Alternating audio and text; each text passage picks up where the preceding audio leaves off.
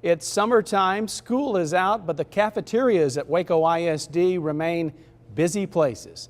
Hello again, everybody. My name is Dale Caffey. I'm joined by Child Nutrition Services Director Cliff Reese for our annual interview about the Summer Food Service Program. For 2015, Cliff, you're doing it again. And as I mentioned, we're at Bells Hill Elementary. This is one of 21 school sites. You have some others as well. Talk in general about the excitement surrounding the Summer Food Service Program. Thanks, Dale. Yeah, it's exciting again. We're kicking off. Regular school's already ended, and it's going to start off bright and early Monday morning, June 8th, and we're going to be running the summer feeding program all summer long until the Friday before regular school starts again. That's Friday, August 21st. We have 21 school sites across Waco. The only two we're not actually serving at this summer are two that are closed for maintenance, and that's Mountain View Elementary and Hillcrest Professional Development School. Otherwise, we're serving breakfast and lunch every single day of the summer, Monday through Friday, except for Friday, July 3rd. And it's an exciting time. We welcome anyone. I want to remind all the guests and viewers that it's open to any child between the ages of 1 and 18. You don't have to go to the school where you're enrolled at. There's no paperwork. There's no enrollment.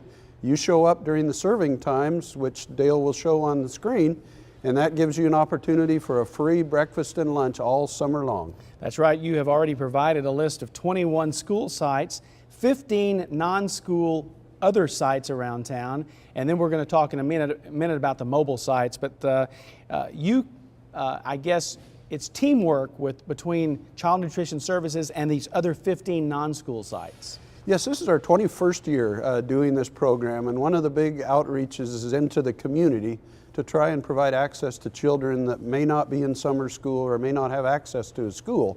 So we operate the summer feeding program at a variety of different locations, from the YMCA's, Boys and Girls Club, there's some community centers, some faith communities, several different locations across the city, as you said, 15 of them. And let's talk about those mobile sites. This was something that was new, about a year ago, I guess. You started by actually outfitting some buses. Talk about the success of the mobile program last year and what we're hoping this year. You're right, Dale. This will be the second year. Last year was the inaugural year, and what we did is we took 2 special ed buses, we set them up for serving sites, and we actually took those around to 10 different locations in the city. The goal of the mobile program is to try and get meals to children that may not be close to a center where we have a formal summer feeding program, but we know we have a collection of kids that need meals during the summer. So what we do is we serve lunches, and we're going to do 11 sites this year. We're going to have 2 buses, one that runs a route of 5, one that runs around a 6, and those buses literally leave our base kitchen with hot meals, because we have an inverter on the buses that allows us to keep that food up to temp.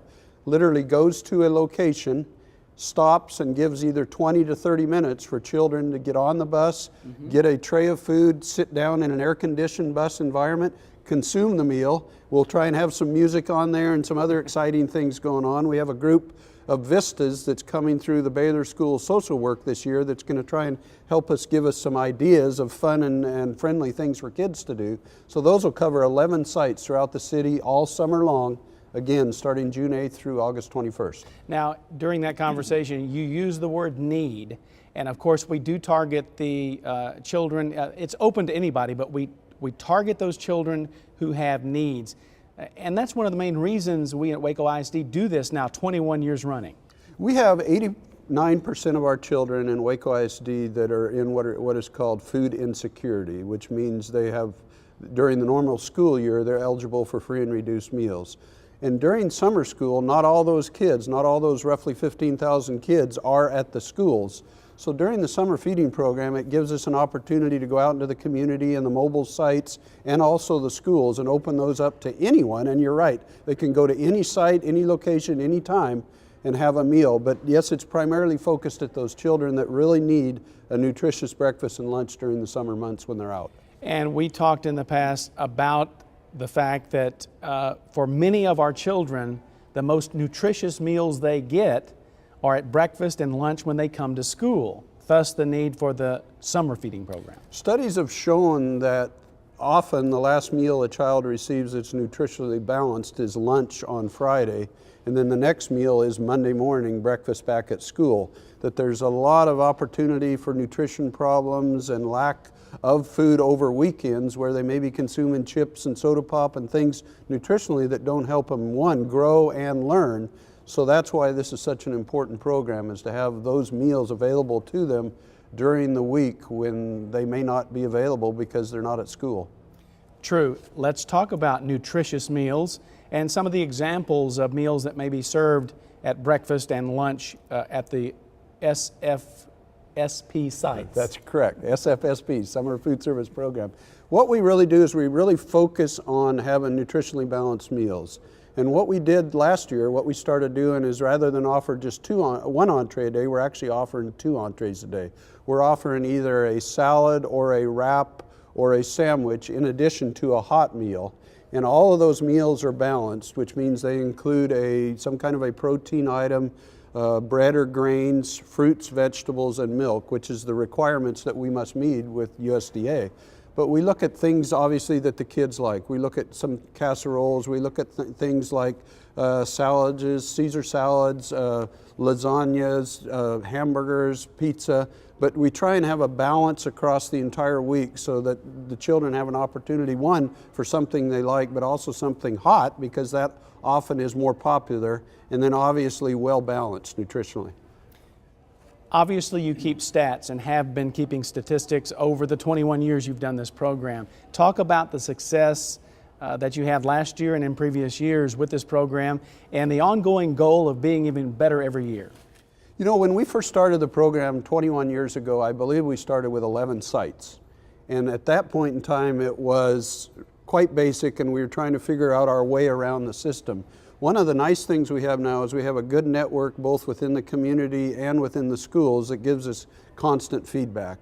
And we have these groups that go out and they take surveys with the children to see what's popular, what's not popular, what's the best time to do things, where are potential locations. For example, the bus program this year, we're actually adding 3 new sites.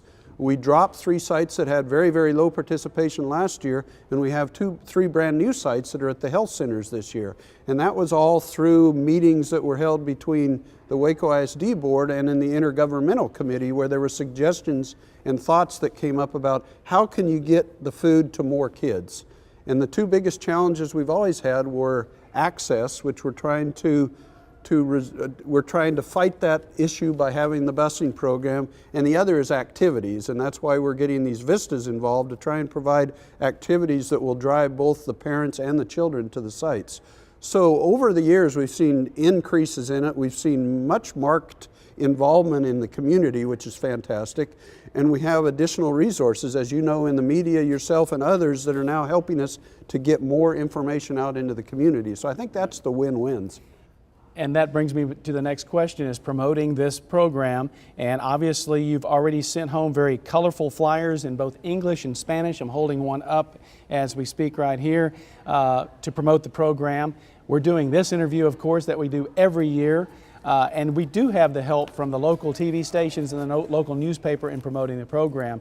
And it's so important, and we thank those people. And a couple other things we did, we actually put stickers on each of the elementary children this year to remind them, because often papers get lost. Right. So they had a little sticker stuck on them to take home to remind parents. We also stood out at the elementaries as the cars came to pick up children in the afternoon and gave out a flyer to the parents to try and develop some dialogue. We've put up larger banners this year at the sites, and then of course there'll be additional signs and information going out throughout the summer. Wonderful. Any final words as you enter your 21st or now 22nd year? 21st. 21st year. Is just, I encourage anyone to come and participate. Come and have a nutritious meal, enjoy the environment, get the information out maybe to friends and family that you know that may need that opportunity as well. And more importantly, understand this is for the benefit of children, and we need to do whatever we can do to try and get healthy meals to children in need during the summer months. Very good. And I thank you, Dale, for always allowing us to be part of this. Cliff Reeves, thank you for what you do. And I'm going to make you make one last comment about your passion for this program. And not only that, but your passion throughout the year. Do you ever take a break? You're always feeding children. You know, I think our number one goal when you live in this environment and you enjoy what you do is kind of what I told the Vista group when we had a little training a couple days ago. I said the number one goal for us is to try and get nutritious meals to as many kids as possible. And I think that kind of summarizes everyone that works for us and my department and our passion to do it. Very good. Cliff Reese, thank you so much. Once again, 21 school sites in Waco ISD, 15 non-school sites in the community, and 11 sites where mobile buses will stop. It's called the Summer Food Service Program. We're in it for the 21st year at Waco ISD. For a list of all of the feeding sites and the hours of operation, please visit the Waco ISD website at wacoisd.org. On the home page, you'll click the picture of the little girl holding a sandwich. This is Dale Caffey reporting from Bells Hill Elementary, one of those 21 school sites.